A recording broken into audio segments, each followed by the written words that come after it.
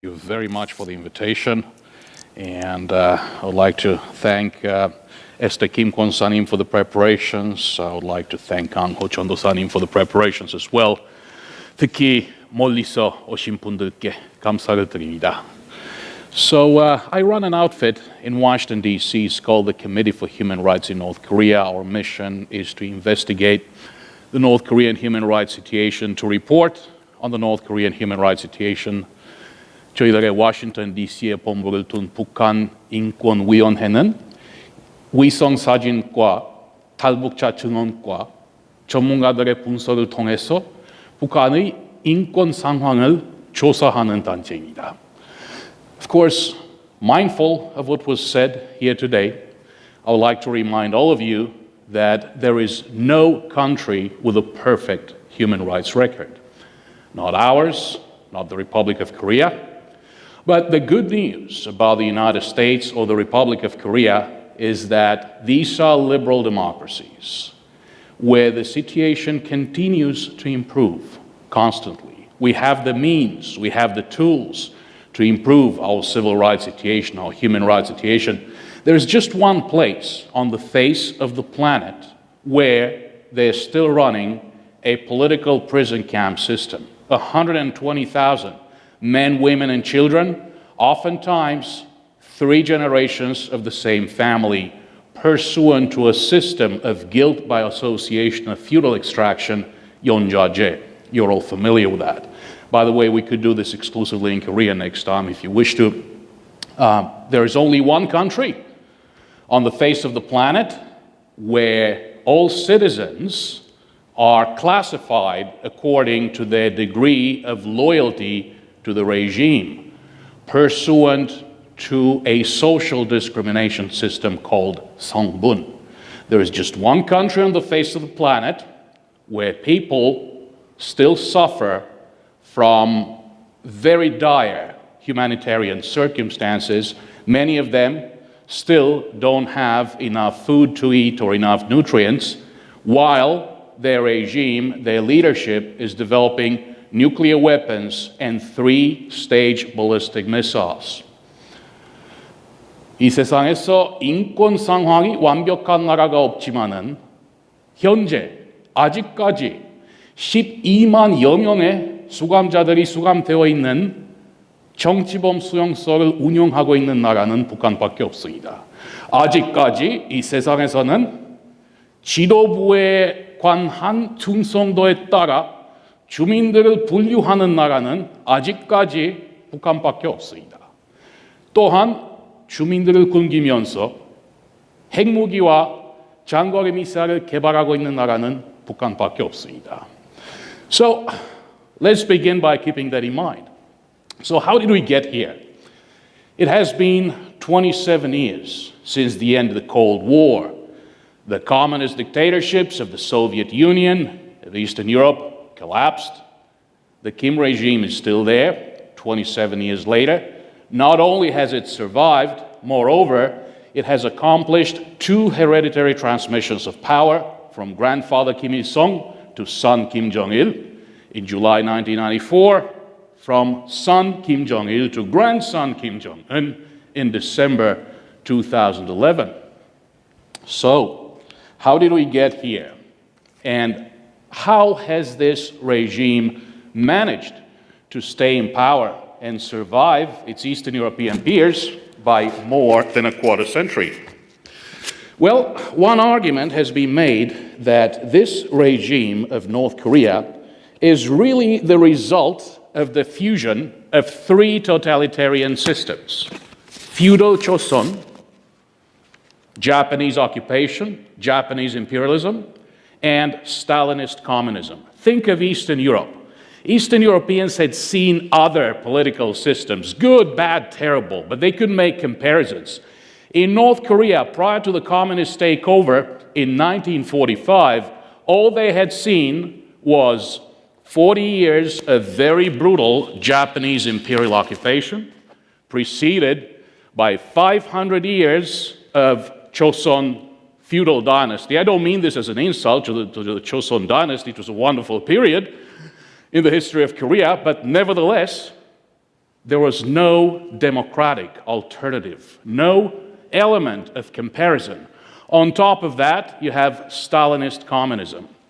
So Kim Il-sung realized that after the death of Stalin on the 5th of March 1953, many others in Eastern Europe had begun flirting with concepts such as peaceful coexistence with the liberal democracies of the West.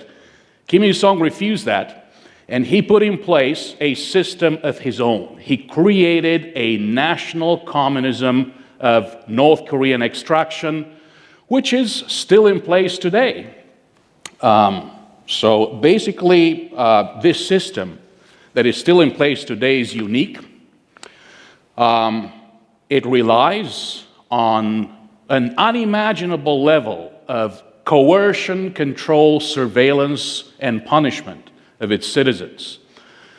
To take my native Romania as an example, I'm a naturalized American born and raised in communist Romania during the Ceausescu regime. The population of Romania, when the communist system fell, was 23 million people. The population of North Korea today is 25 million. Romania had about 14,000 secret agents. That's a high number. North Korea has 270,000 secret agents, 50,000 in the State Security Department. This is the North Korean Gestapo, the secret police.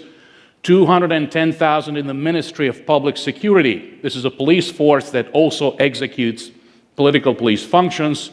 10,000 in the Military Security Command, whose job is to keep an eye on officers, in particular on senior officers. The degree of indoctrination is absolutely overwhelming.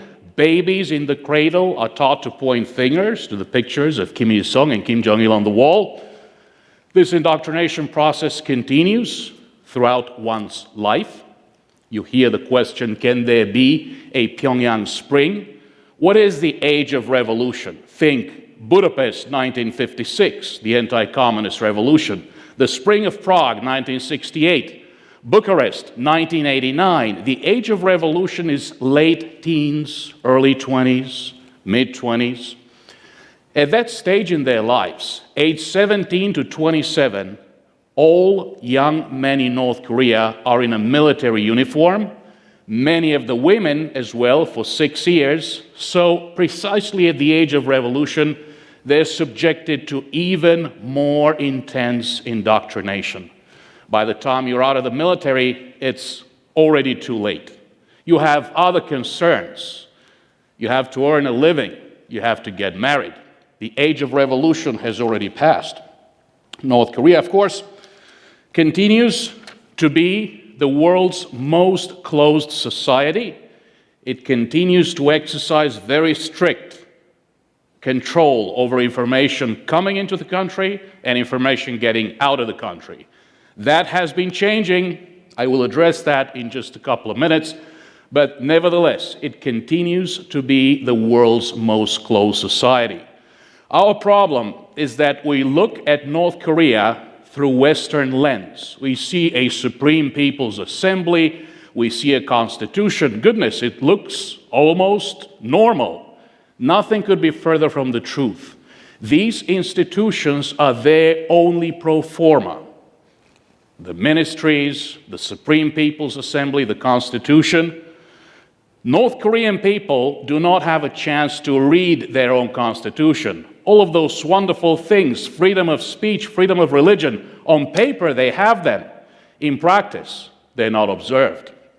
So, who is in charge? Of course, this is a one-man dictatorship. But during the days of Kim Jong-il, remember, Kim Jong-il had 20 years to prepare to become leader of North Korea, 1974 to 1994. He focused on one agency within the North Korean regime, the Chojik Jidobu, the Organization and Guidance Department, the OGD. He turned the OGD into the most powerful agency within the North Korean regime. Think an HR department on steroids. These are the people who call the shots. They demote people, they promote people. Even the execution of the uncle of Kim Jong-un, Chan Song-taek, in December 2013, Well, okay, it was the OGD that whispered into the leader's ear that the man was becoming too powerful. He was creating his own faction. The OGD continues to be very powerful under Kim Jong-un today. So for a foreign diplomat, it is not the North Korean diplomat, your counterpart, who calls the shots, really. I mean, generally diplomats, as part of the executive branch, execute policy, but in the case of North Korea, they have absolutely no authority. They're simple pawns. It is truly the very core of the regime that matters. Of course, the OGD is the organization that's in charge of executing a policy of human rights denial. The most loyal of loyalists live in the capital city of Pyongyang. Life outside the capital city of Pyongyang is pretty terrible for everyone. This is a religious gathering. I would like to remind all of you that North Korea used to be a very Christian country, well, a very Christian part of Korea. Remember that Christianity was not a religion in North Korea. Christianity was a way of life. There were 2, 3 churches on every street and every street corner. According to North Korean official statistical data, more than 24% of North Koreans were Christian in the late 1940s. That number today, according to the same official statistical data, is lower than 1%. And even that number is doctored. Where did they go? Many of them came down as refugees. They came down to South Korea, just like my wife Hyunju's grandparents. Her grandfather was a minister in North Korea, in Sariwon. Many were sent to political prison camps. Many were killed, exterminated. This is an unbelievable story. I cannot think of any other place on the face of the planet where Christianity was exterminated with such brutality over such a short period of time. So, am I here to deliver only bad news about North Korea and its human rights situation? Is there any good news? Perhaps. North Korea today is different from North Korea 10 years ago or 20 years ago. As you recall, 20 years ago in the mid-1990s, there was a great famine in North Korea following massive flooding because of irrational deforestation. The effects of the flooding were even worse. The allies, the communist allies, had disappeared. There was no more aid. There were no more subsidized imports. Anywhere between 600,000 and 3 million North Koreans died. Not all of them starved to death. Many of them died of disease induced by malnutrition. If I may say so, there were some positive side effects of that famine as well. Many more North Koreans have escaped. There are currently 30,000 North Koreans, former North Koreans living in South Korea. There are fewer than 200 who have resettled here in the United States. They're the ones who became witnesses for organizations investigating the North Korean human rights situation. And remember, 2.5 years ago, we had a UN Commission of Inquiry.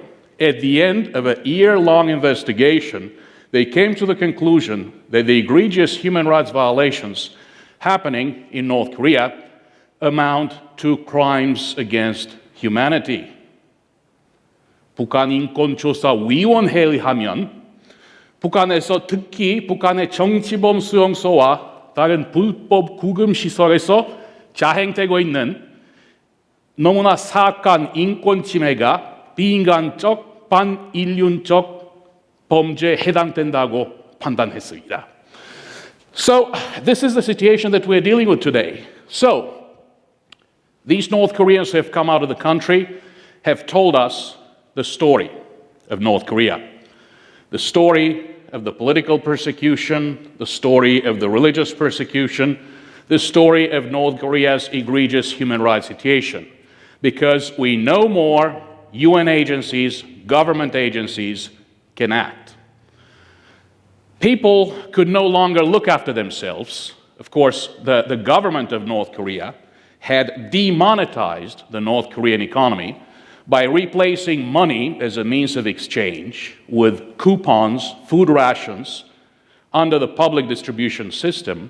They could no longer deliver, so people died of starvation or had to look after themselves. What do you do if you have to look after yourself and you have no money, no resources?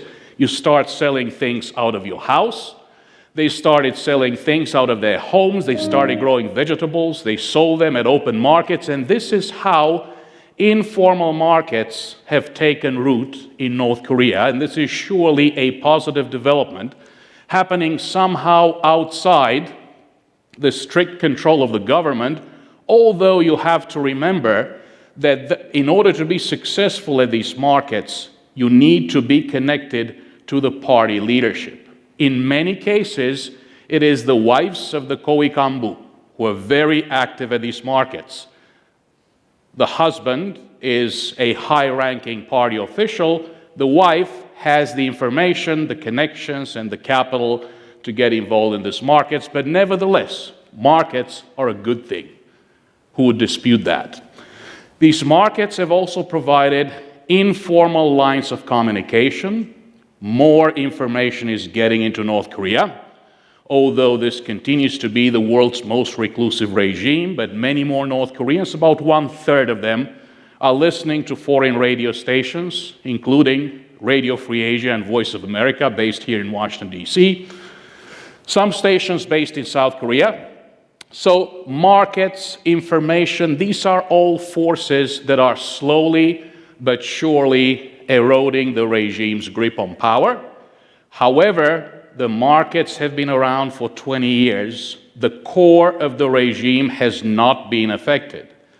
The regime, and I mentioned the OGD earlier, is still firmly in control.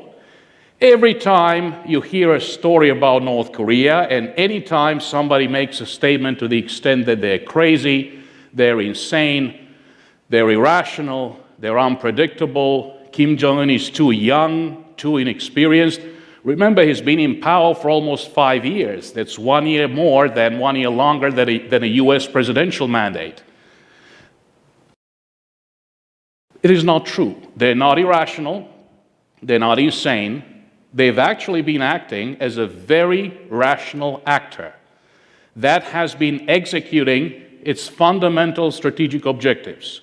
And every time you read or learn about North Korea, please remember to look at North Korea through the lens of the fundamental strategic objectives of this regime. Strategic objective number 1, self-preservation at any cost. Think of a body experiencing hypothermia. The limbs go numb. All blood is concentrated around the heart in order to ensure that the core survives. Strategic objective number 2, as insane as that might sound, reunification of the Korean Peninsula under the Kim regime. This objective has not been abandoned, and basically right now, as mentioned earlier by Pastor Ho, we see great instability in South Korea as well. We see the South Korean economy experiencing fairly serious trouble. The Kim regime is holding its fort. It knows that it is the wild card on the map of Northeast Asia. It is still waiting for its opportunity. Strategic objective number 3, I don't mean this as an insult to Madagascar. Wonderful movie, right? We saw it together many times. But the size of North Korea's economy is about the size of Madagascar's economy. I haven't heard of Madagascar in the news for a long time, but we've heard about North Korea, surely because of their nuclear and missile programs. So strategic objective number 3, to gain international relevance, what they see as international relevance, and also to execute the first 2 strategic objectives by developing their nuclear and ballistic missile program to the point where they're capable of mounting a nuclear warhead on a 3-stage ballistic missile capable of reaching the continental United States. They have made tremendous progress. They've had 2 nuclear tests and 27 missile launches this year only. They have successfully launched a submarine-launched ballistic missile. It's an old Soviet platform. It's a Gulf submarine platform. The missile they have is very similar to a Chinese JN-1, first launched off of a Gulf platform in the 1980s. These developments are very serious. So, finally, what can we do as ordinary citizens of this blessed country, the United States? I think that first and foremost, we need to study, learn, understand the situation. And I don't mean this to be a shameless act of self-promotion, but please take a look at our website, HRNK.org. You'll see more than 30 reports and books on anything and everything that has to do with the North Korean human rights situation. It is very important to volunteer in any shape or form. It is very important to do what you're doing today, spending some precious time on a Sunday afternoon after church service, listening to a lecture on North Korea and North Korean human rights. In terms of the tools that we have available in order to address the North Korean situation, everything is important. Sanctions, UN sanctions are important. Diplomacy is important. I will never argue that diplomacy must stop. Diplomacy must continue. Action at the UN must continue, and we still have to see action by large human rights grassroots organizations. We work with our colleagues at Amnesty International and Human Rights Watch, and they're wonderful, but they take up a lot of causes, a lot of them. It has to do with pro this and pro that and choice this and choose that, but you will not see North Korean human rights amongst their causes yet. Perhaps because there are no donors to help them out there, perhaps because the level of interest is still low. Last but not least, we have young friends in the audience today. It is very important to talk to your sons, daughters, nephews, and nieces and tell them the true story of North Korea. By the way, I also have an internship program. Maybe some of them can apply at a later date. But it is very important that younger audiences understand, once again, to end on the same note, that none of us are perfect. And democracy is a very fragile thing. But here on our side of the world, we have the means and tools to continue to improve our world and make it a better place. There is no place on the face of the planet where Koreans starve, except for North Korea, simply because they're not presented with the opportunity to look after themselves and their families. Of course, the ultimate solution to the issues of both Koreas would be Korean reunification, and I hope that all of you will read about it. I hope that all of you will understand not only the tremendous cost of Korean reunification, but in particular the extraordinary benefits. This is a people that has a 5,000-year history, a people that was together for 1,000 years, 1 millennium prior to the separation of the two Koreas 70 years ago. Thank you very much for listening. Let me know if you have any questions.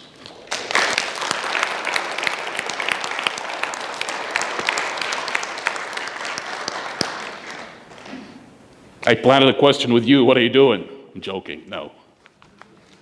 Any questions? Remarks?